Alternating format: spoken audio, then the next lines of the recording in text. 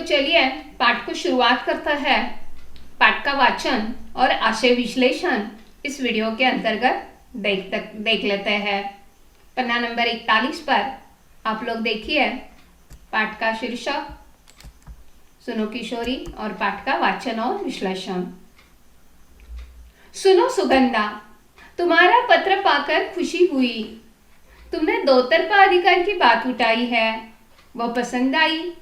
बेशक जहां जिस बात से तुम्हारी असहमति हो वहां तुम्हें अपनी बात मुझे समझाने का पूरा अधिकार है। मुझे खुशी ही होगी तुम्हारे इस अधिकार का प्रयोग पर।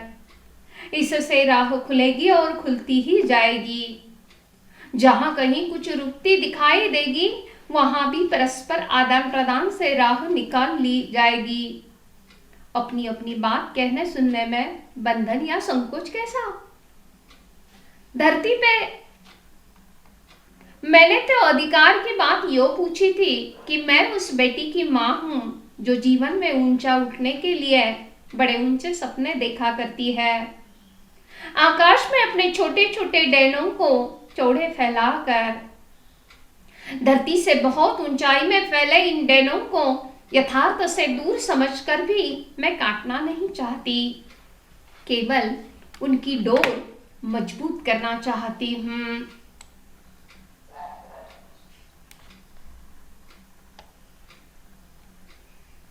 कि अपनी किसी ऊंची उड़ान में वे लड़खड़ा न जाए, इसलिए कहना चाहती हूं कि उड़ो बेटी उड़ो, पर धरती पर निगाह रख कर। कहीं ऐसा न हो कि धरती से जुड़ी डोर कट जाए और किसी अनजाने अवांछित स्थल पर गिरकर डैन क्षत विक्षत हो जाए। ऐसा नहीं होगा, क्योंकि तुम एक समझदार लड़की हो। फिर भी सावधानी तो अपेक्षित है ही। यह सावधानी का ही संकेत है। निगाह धरती पर रखकर उड़ान भरी जाए। उस धरती पर जो तुम्हारा आधार है, उसमें तुम्हारे परिवेश का, तुम्हारे संस्कार का, तुम्हारी सांस्कृतिक परंपरा का, तुम्हारी सामर्थ्य का भी आधार जुड़ा होना चाहिए। यहाँ तक पाठ का एक पहला हिस्सा है और इस पहले हिस्से में लेखिका अपनी बेटी को विश्वास दे रही है अपनेपन का। मुझे लगता है यदि आपके माता पिता आपके साथ इस वीडियो को सुन रहे हैं तो मुझे बड़ी खुशी होगी, क्योंकि एक माँ और बेटी का यह संवाद है।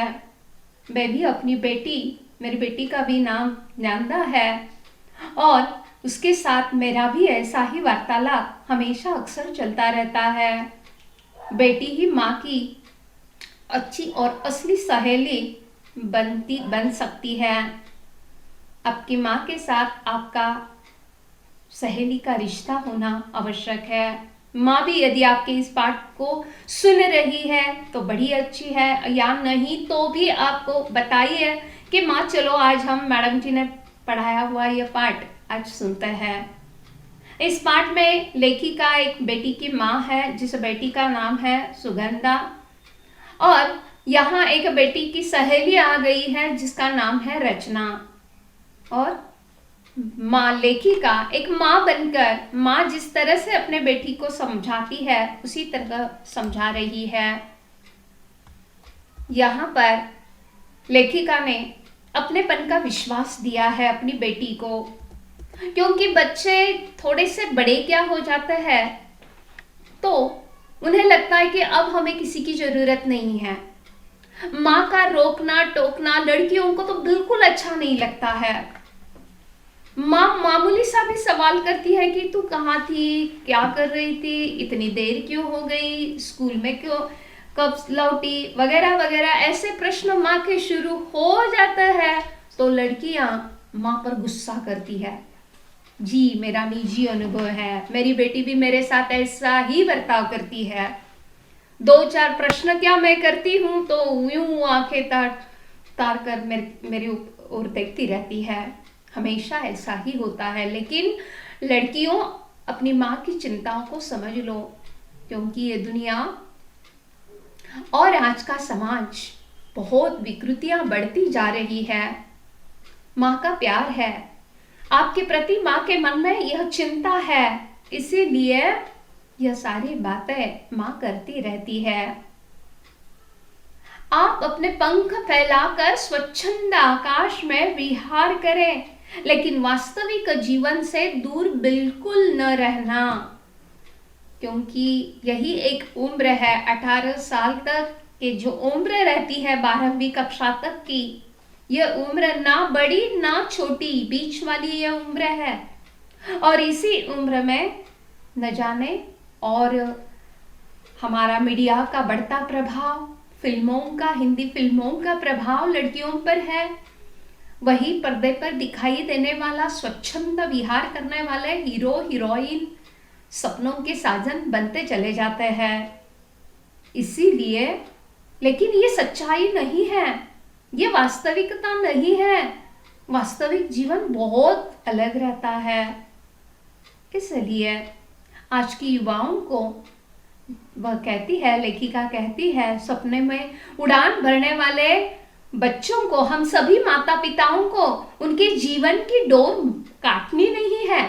उनके पंख फैलाकर आकाश में स्वच्छंद विहार करने वाले बच्चों को प्यार से समझाने की जरूरत है।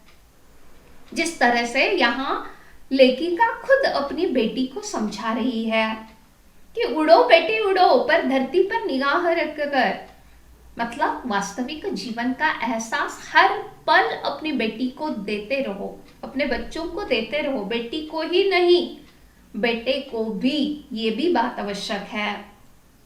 इसी धरती पर परिवेश, संस्कृति, संस्कार हमारे सामर्थ्य का आधार है।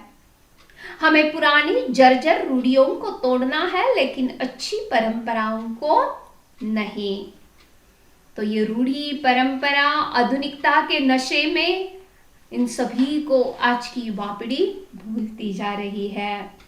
इसलिए सबसे पहले लेखिका ने माता पिताओं को भी अपनी बेटी के साथ संवाद करने के साथ साथ माता पिताओं के लिए भी यह संदेश दिया है कि अपने आकाश में स्वच्छंद पंख फैलाकर विहार करने वाले अपने बच्चों के पंखों को हमें काटना नहीं है, बल्कि मजबूत करना है और उन्हें एहसास दिलाना है वास्तविक जीवन का। आगे देखिए क्या कहती है लेखिका।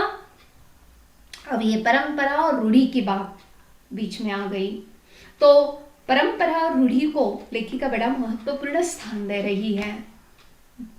परंपरा और रूढ़ी का अर्थ समझती हो ना तुम?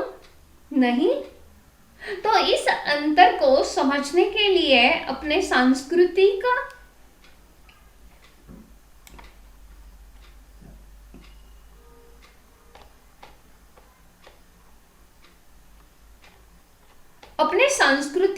आधार से संबंधित साहित्य अपने कॉलेज पुस्तकालय से खोजकर लाना, उसे जरूर पढ़ना। यह आधार एक भारतीय लड़की के नाते तुम्हारे व्यक्तित्व का अटूट हिस्सा है। इसलिए बदले वक्त के साथ बदलते समय के नए मूल्यों को भी पहचान कर हमें अपनाना है। पर यहाँ पहचान शब्द को रेखांकित करो। बिना समझे, बिना पहचाने कुछ भी नया अपनाने से लाभ के बजाय हानि उठानी पड़ सकती है। पश्चिमी दुनिया का हर मूल्य हमारे लिए नए मूल्य का पर्याय नहीं हो सकता। हमारे बहुत से पुराने मूल्य अब इतने टूट फूट गए हैं कि उन्हें भी जैसे तैसे जोड़कर खड़ा करने का मतलब होगा। अपने आधार को कमजोर करना, या यूं भी कह सकते हैं कि अपनी अच्छी परंपराओं को रूढ़ी में ढालना। समय के साथ अपना अर्थ खो चुकी या वर्तमान प्रगतिशील समाज को पीछे ले जाने वाली समाज की कोई भी रीति नीति रूढ़ी है, समय के साथ अनुपयोगी हो गए मूल्यों को छोड़ती और उपयोगी मूल्यों को जोड़ती निरंतर बहती धारा परंपरा है, जो रूढ़ी की तरह स्थिर नहीं हो सकती। यह अंतर है दोनों में। रूढ़ी स्थिर है, परंपरा निरंतर गतिशील। एक निरंतर बहता निर्मल प्रवाह जो हर सड़ी गली रूढ़ी को किनारे फेंकता और हर भीतरी बाहरी देशी विदेशी उपयोगी मूल्य को अपने में समेटता चलता है। इसलिए मैंने पहले ही कहा है कि अपने टूटे फूटे मूल्यों को भरसक जोड़कर खड़ा करने से कोई लाभ नहीं। आज नहीं तो कल वे जर्जर मूल्य बहरा कर गिरेंगे ही। इसी तरह पश्चिमी मूल्य भी जो हमारे धरती के अनुकूल नहीं है, जो कि त्यों या नहीं उगाए जा सकते। उगाएंगे तो वे पौधे फलीभूत नहीं होंगे, होंगे तो जल्दी झड़ जाएंगे। वे फल हमारे किसी काम के नहीं होंगे। मुझे लगता है पत्र का यह अंश आज तुम्हारे लिए कुछ भारी हो गया। बेहतर है अपनी संस्कृति व परंपरा को ठीक से समझने के लिए फुर्सत के समय इससे संबंधित साहित्य पढ़ना, इसलिए कि यह बुनियादी जानकारी हर भारतीय लड़की के लिए जरूरी है, जिससे वह अपनी धरती, अपनी जड़ों को अच्छी तरह पहचान सके। यहाँ तक हम पाठ का दूसरा अंश मैंने किया है और यहाँ पर लेखिका परंपरा और रूढ़ी की बात करती है। आज की युवा पीढ़ी को परंपरा और रूढ़ी का अर्थ समझ लेना चाहिए। समय के साथ बदलते नए मूल्यों को जोड़ती गतिशील परंपरा का स्वीकार करना चाहिए और समय के साथ निरुपयोगी जर्जर रूढ़ी को त्यागना चाहिए। रूढ़ी स्थिर है और परंपरा गतिशील है। परंपराएं बदलती चली जाती है। पाश्चात्य संस्कृति का अंधानुकरण हमें नहीं करना है। यानी यहाँ तक कि जन्मदिन की ही पद्धति कैसे आ गई है हमारे यहाँ पर। जन्मदिन के अवसर पर केक काटते हैं, दिए पर फूंकते हैं, उसे बुझाते हैं, ये हमारी परंपरा नहीं है। या डांस किया जाता है, पॉप म्यूजिक लगाया जाता है, यानी कुछ एक क्रेज निर्माण हो गई है आज के युवकों के मन में इस जन्मदिन मनाने की इस तरीके को। एक उदाहरण दिया आप लोगों के लिए, ऐसे कई अनेक उदाहरण आप लोगों को पता है। यहाँ तक कि बालों को भी कैसे बढ़ाते हैं छात्र, लड़की कौन सी और लड़का कौन सा, यही समझ में नहीं आ जाता। या कभी कभी पूरी तरह से बालों को ऊपर करते हैं लड़के, क्या इतना बकवास सब कुछ दिखाई देता है। हमारी परंपराएं क्या थी? संत ज्ञानेश्वर, विवेकानंद, रामकृष्ण परमहंस, हमारे अनेक ऐसे राजगुरु भगत सिंह, लोकमान्य तिलक, महात्मा गांधी, कितने महान आदर्शों से भरा हुआ हमारा भारत देश और भारत देश की परंपरा। मुझे अपनी परंपराओं का गर्व है, प्रतिज्ञा में हम कहते हैं। लेकिन कहाँ है ये परंपराएं? सारी ढहती जा रही है। छत्रपति शिवाजी महाराज की जय कहने वाले हम लोग आज किस तरीके से जीवन यापन कर रहे हैं। अनेक मादक पदार्थों का सेवन करते हैं, किसी तरह से कैसे गंदे कपड़े भद्दे पहने जाते हैं, किस तरह की संस्कृति का पतन होता जा रहा है। पाश्चात्य संस्कृति हमारे लिए कैसी है ये भी हम समझने की कोशिश नहीं करते हैं। तो इसीलिए लेखिका ने सबसे पहले रूढ़ी, संस्कृति, परंपरा, इसे समझो, पुस्तकालय में जाओ, किताबों पढ़ो और उसे पढ़कर अपने जीवन में अनुकरण करने का प्रयास करो, यह संदेश दिया है। अरे रूढ़ी क्या है कि अब मैं यहाँ संक्षिप्त में आप लोगों को बता देती हूँ। आपको यदि समय मिले तो आप इस पर और अधिक विस्तृत जानकारी प्राप्त करें। समाज की भाषा, खानपान, औजारे, हथियारे, वेशभूषा, अलंकार, सफर के साधन, रिश्ते, नाते, औषध उपचार, खाना परोसने की पद्धति, शोक प्रदर्शन, सभी की अपनी अपनी परंपरा है, अलग अलग है। रूढ़ी अलग अलग है, कभी कभी मानव इन प्रथाओं का पालन कानूनों के समान करता है। समाज में एक आधी प्रथा निर्माण हो जाती है, यहां तक कि परंपरा, गुरु शिष्य परंपरा, परंपरा का शाब्दिक अर्थ क्या है? तो बिना व्यवधान के श्रृंखला रूप में जारी रहना। परंपरा प्रणाली में किसी विषय या उपविषय का ज्ञान बिना किसी परिवर्तन के एक पीढ़ी से दूसरी पीढ़ी को संक्रमित हो जाता है, उसे कहते हैं परंपरा। गतिशील रहती है। यानी हम कहते हैं ना, हमारे खानदान की ये परंपरा है, हमारे खानदान के मेरे दादाजी परदादाजी सारे पंढरपुर के लिए वारकरी बनकर चले जाते थे, इसलिए मैं भी जा रहा हूं। भले ही मुझे वह अच्छा लगे न लगे, लेकिन परंपरा को मुझे पूरा करना है। यह परंपरा गतिशील है, हमेशा पहली पीढ़ी से दूसरी, दूसरी से तीसरी, चौथी, पांचवी, ऐसे अनेक परंपराएं हमारे भारत देश में है। सामाजिक परंपरा है, धार्मिक परंपरा है। अरे धार्मिक परंपरा भी थी, प्रायश्चित करना। हिंदू धर्म में पापों का क्षालन करने के लिए काशी यात्रा की जाती है। मुस्लिम धर्म में हज यात्रा की जाती है। जैन धर्म में भी क्षमा पर्व रखा हुआ है। ईसा धर्म में कंफेंसस रहता है। तो इस्लाम धर्म में कपकारा रहता है। बौद्ध धर्म में मुंडन की परंपरा है, परिक्रमा करने की परंपरा है। मंदिर में जाने के बाद पूरी तरह से एक बाएं तरफ से दाएं तरफ मंदिर के चारों ओर घूमते हैं, एक प्रदक्षिणा लगाते हैं, चक्कर लगाते हैं। ये भी परंपरा है। क्यों लगाए, कैसे, इसका कोई समझते नहीं। सब लोग, बाकी के लोग करते आ रहे हैं, हम भी करते जा रहे हैं। या सफेद वस्त्र पहनना पहले एक परंपरा थी।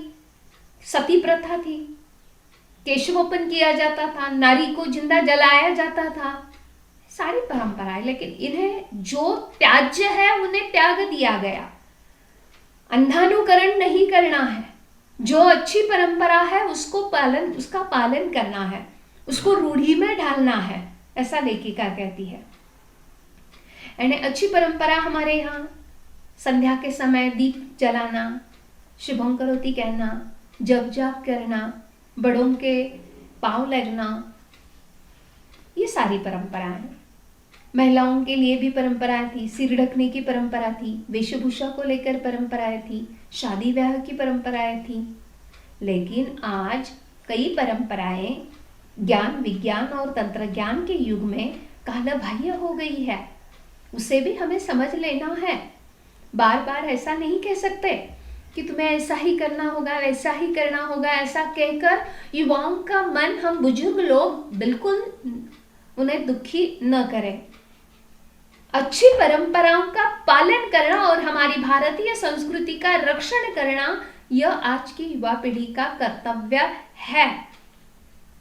और इसी प्रकार यहाँ लेखिका इन परंपराओं और रूढ़ियों का महत्व बताकर अच्छी परंपराओं को रूढ़ी में ढालना, रूढ़ी मतलब रोज का नित्य कर्म वह बने, अच्छी परंपराओं का पालन हम करें और कालबाह्य परंपराओं को त्याग दें और हमारी अच्छी परंपराओं को छोड़कर पाश्चात्य परंपरा का, पाश्चात्य संस्कृति का अंधानुकरण हम बिल्कुल न करें।